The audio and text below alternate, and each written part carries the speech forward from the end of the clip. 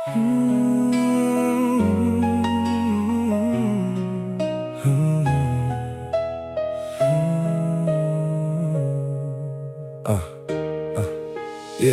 Sa likod ng uniforme, may pusong nasugatan. May tahanang tahimik pero puno ng iyakan. Mga matang namamaga, pilit ng tinatakpan. Habang ang mga anak takot nang masaktan. Araw-araw na sigawan na uwi sa pananakit. Pagmamahal na dati naging galit at sakit. Hindi sukatan ng tapang ang kamay na nananakit.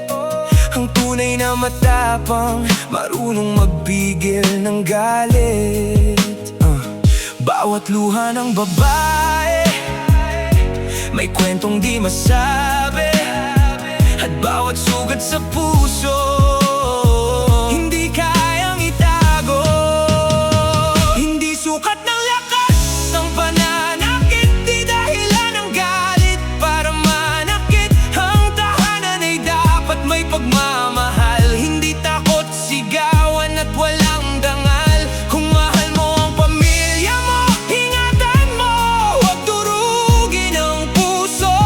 Dahil ang kamay nananakit, habang buhay ding may kapalit. Maraming batang lumalaki sa iyakan. Akala nila normal lang ang saktan. Kaya sana bago pa mahuli ang lahat, piliin ang magbago habang may bukas. Respeto sa babae ay di kahinaan. Mas lalong lalaki ang may kabutihan. Hindi kailanman tama ang pananakit, kahit sino ka pa, kahit may posisyon at